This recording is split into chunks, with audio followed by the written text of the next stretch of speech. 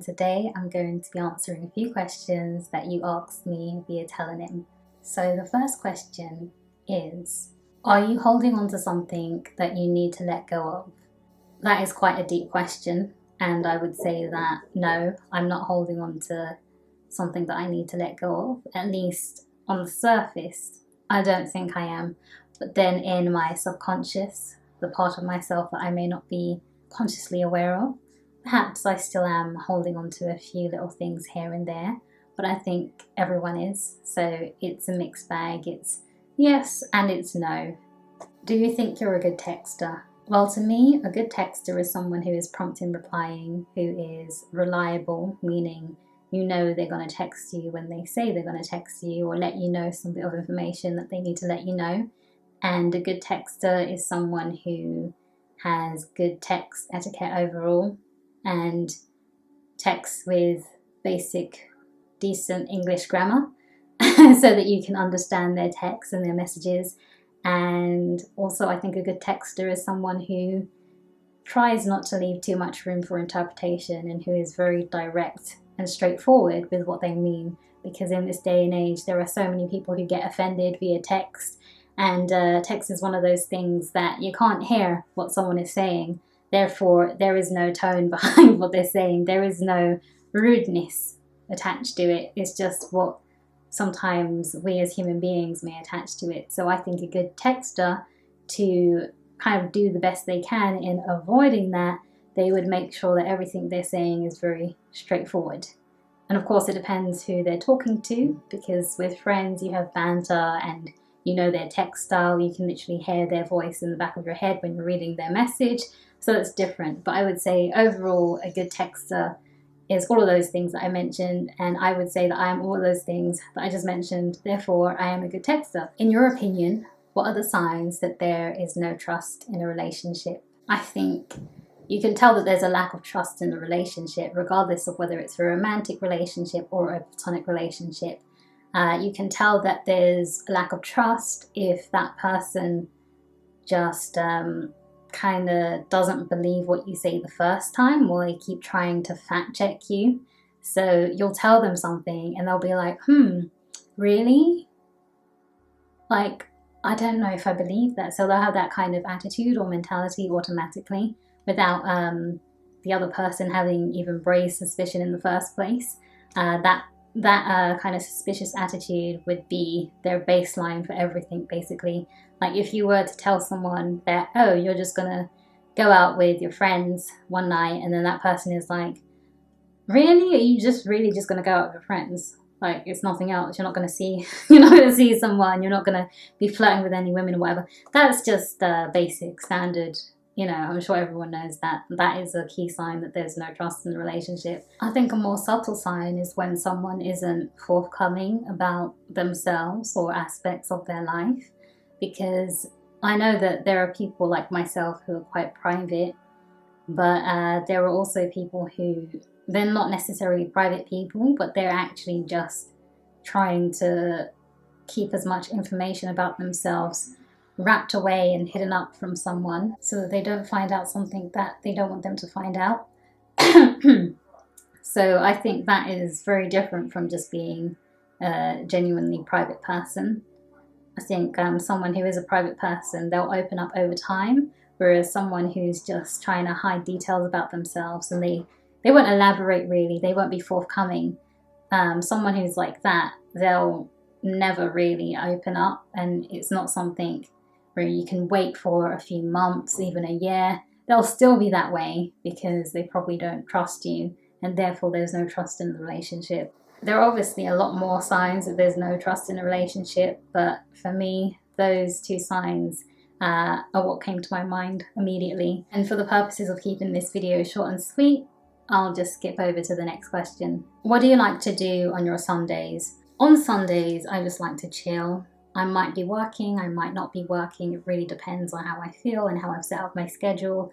But usually it's quite a chill day, even if I am working, because I'll usually have like 1 or 2 clients. It's not that busy at all. And for those of you who don't know, I'm a massage therapist, so massage is quite chill. It's not a stressful job that I'm in at all, and I'm self-employed, so So I choose my own hours and I choose which days to work on. So yeah, Sundays are pretty chill. I might see a friend, I might go on a date if I'm dating someone at the time, might go see a movie, go to the park, go to an art gallery, or I might just even stay at home, Netflix, chill, wink wink. I might read a book, do some meditation, do some singing, dancing, writing, whatever I feel like at the time. You know, sometimes I might just feel like doing absolutely nothing and I'll just stay in bed, just chilling, lounging around the house, and that's it. So I would say that that's what I tend to get up to on Sundays. What is your opinion on people who live by horoscopes? I don't really have an opinion on people that live by horoscopes, and I don't really have an opinion on people who live by anything. Whatever you choose to live by, that's your own thing. I do not care. As long as it makes you happy and it harms no one, then it's all good. And then personally, I like horoscopes because I think they're fun and they can be entertaining. And I'm into astrology anyways, so you know, the two kind of come hand in hand. I would say that horoscopes that you find in magazines, in the newspaper or online, they are more for fun rather than gauging deep meanings or patterns, which can be found when you study astrology. So those are my thoughts on it. Who are the funniest people you know? Funniest people I know? You know what? I don't know anyone who's absolutely hysterical. And if I do, it's because that's just how they naturally are. They're not even trying to be funny. So their natural way of being just makes me laugh, but it might not make someone else laugh. So you can't really say they're inherently funny, if you get what I mean. Like, I'll just look at one of my friends and I'll just start cracking up because his facial expressions make me laugh. So yeah, I wouldn't say that I know anyone that's really funny, but I would say that a lot of people who I know and a lot of my friends have a good sense of humor at least. So yeah, that's a good thing. Which one of your friends is the craziest? So my answer is really going to be similar to my previous response. No one comes to mind, and it also depends on how you define crazy. I know a lot of people who are quirky, but then I would say that makes up the majority of people that I feel close to or who I've built up a friendship with, because I'm quirky myself. It's very likely that I'm going to vibe with other people who are quirky, a bit weird, and etc, etc. But I don't know, I wouldn't really use the term crazy because that's kind of like, that has more of a negative connotation, shall we say. But yeah, again, no one comes to mind. What is your advice for someone who is sad? So this is quite a big question because sadness is really subjective and it depends on why the person is sad. So my brief bit of advice would be to identify the reason you are sad, pinpoint it down, narrow it down, find its roots, right? Because there's always a cause for something. There's always a reason as to why something happens. So once you find that, you nail it down and you have it in your mind, perhaps you can write it down if that will help. Then after doing that, figure out small little baby steps, small branches that will help you elevate yourself. And instead of being down here, bring yourself higher and higher as the weeks pass. And before you know it, you will be less sad. Now that is a very, it's easy to say that, but of course it takes work and it takes dedication. Just take your time. And like I said, take baby steps because as they say, Rome was not built in a day. And feeling better about something or feeling better about yourself, again, it really depends on why that person is sad. All of that kind of stuff is layered. It's not like a linear line that you go through. There's peaks and valleys and there's ups and downs, and one day you'll be feeling great on top of the world, another day you'll be feeling like meh, another day you might just find everything funny and you're in a real good mood, and then and another day you might just be like, what's the point of life? It depends on the level of sadness or where you're at, again, because I don't know, that question was quite vague. But just as a general kind of thing, just find what is making you sad and work your way away from it. Okay, now that could be a person, a thing, a place, a job, whatever it is. Just work your way to moving away from that thing, rising above it, and so on and so forth. A boy lost interest in me. What do I do? Nothing. If someone lost interest in you, there is nothing you can do. Like, I don't even think it's worth wallowing or being sad or whatever. You literally just do nothing because he doesn't like you. That's it. If he had interest in you, now he doesn't. You can't cling to him once having liked you. You got to stay in the present moment and be realistic to say that things have changed and this is how he feels, and you should respect that. So if he doesn't like you and you still like him, maybe you want to take some time away from him, or maybe you want to move on to someone else. But the resounding bit of advice as to what to do is do nothing. Just focus on yourself, that's it. Don't hold on to any negative emotions that you may associate with that person not liking you. I'm sure someone will come along who has so much interest in you and who sustains that interest because they know you're freaking awesome. That's the kind of person that you want, and the kind of person that you want to give your energy and your time to, not someone who will lose interest in you. Because if you cannot see someone's greatness in the first place and you lose interest in it, that means you weren't deserving of it anyways. Definitely don't let someone losing interest in you get to you. What is your biggest mistake? I don't have a biggest mistake. I think mistakes are learning curves. They're there for a reason. They're part of life. Everybody makes mistakes. Hannah Montana. But yeah, they're part of life. That's all there is to it, really. What is your favourite football team? I don't have a favourite football team. I don't watch football and I don't like football. End of. Football is overrated. To me, football is just people kicking around a ball, and other people are watching them kicking around this ball on a field, and yeah. What is your favourite city?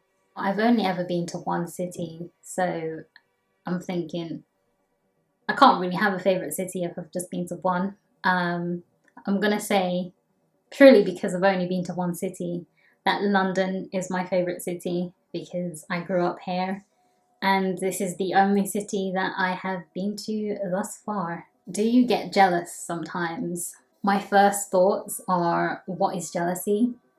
Like, seriously?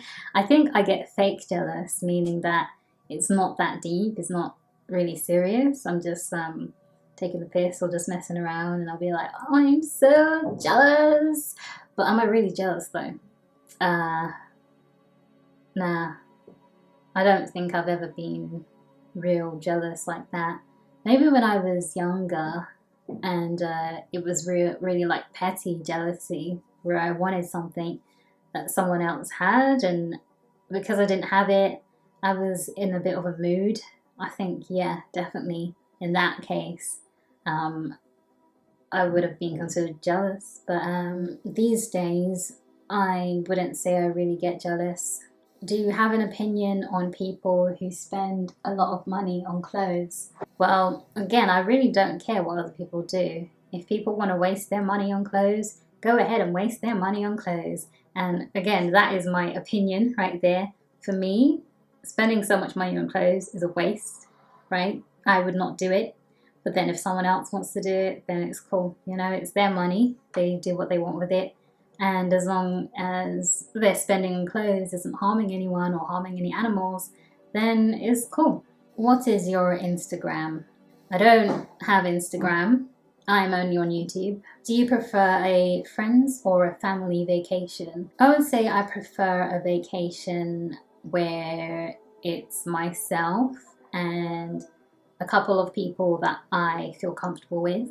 Now, that could be friends, that could be some family members. It really depends on how I'm feeling, but maybe I would lean more towards certain friends. Like, as I'm answering this question, there is a couple of people in my mind that I think about when I think, oh, I wouldn't mind going on vacation with them. So yeah, it probably would be a slight preference towards a friend vacation. Can you please post a selfie? No. Do you like curly or straight hair better? I don't care. A lot of these questions were asked for my opinion on like superficial stuff. It's going to be the same answer. I really just don't care. Just do what makes you happy. If you like curly hair, rock your hair curly. If you like straight hair, rock it straight. I really don't care. It's just hair, and hair is a physical aspect, and because I'm demisexual, I don't really care for the physical. If the person you like is interested in one of your friends, what do you do? If the person you like likes someone else, and that person that they like just so happens to be your friend, what can you do, right? If that person literally doesn't like you, and they like someone else, you cannot force them to like you. It might be a bit hurtful for you that the person that they like is your friend. Now, I don't know how close you are to this friend, but I know that the closer you are to them, probably the more painful it would be if the person you like likes them. But yeah, you can't really do anything. You just gotta accept it, which I know is easier said than done. But yeah, there's other kind of questions that I would have as well. Like, for example, does the person you like know you like them? Did you tell them? Does your friend like the person you like back? Because imagine a scenario where your friend knows that your crush likes them, but your friend doesn't like them at all, right? No interest whatsoever. But then your crush doesn't actually know that you like them. How would it be like a fair game for everyone to navigate their feelings? If everything is out in the open and your crush knows that you like them and your friend knows that your crush likes them, it sounds confusing as well. But if all of that is out in the open, then I think it gives a better foundation for all of you to decide what to do. And you could honestly decide not to do anything. Just because you like someone or you're crushing on someone or you have feelings for someone doesn't actually mean you have to act on it. Doesn't even mean that you'll be in a relationship. So yeah, you can't really do much, but I would try to see how everyone feels in the situation, and if your friend is going to act on anything, or if your crush is going to do anything. But if it's a case of there's no way your crush likes you, then yeah, you can't really do anything about it. Just let it go, move on. Do you have any book recommendations? So my book recommendation is Live Lagom, Balanced Living the Swedish Way by Anna Brones. And this is what it looks like. I've been reading this every single time that I get on the train, and I'm halfway through it, and it's a pretty decent book. If you don't know what Lagom is, then by reading this, you sure as hell will. If you're into minimalism and simple living, slow eating, slow everything, then you'll like that book. So yeah, that's my book recommendation. Do you think it's bad when people gossip a lot? Well, define good and define bad. For me, I don't like gossip. I tend not to do it. And if I come across other people who are gossiping, I will likely bounce out. I will probably walk away. I probably will not get involved in that gossiping because I personally do not like gossiping. Now, whether it's bad or good, that's just neither here nor there. It depends on your perspective, and it's quite a subjective thing. I guess for myself, I would say gossiping is a no-no. Why talk about other people and focus so heavily on other people's business when you can focus on your own and your own business and just mind your own business? I think minding your own business is a very good quality to have. So if you're not minding your own business, then you should start. That's my opinion. And yeah, those are all of the questions that I'm going to answer today. I hope you enjoyed, and I will see you in my next video.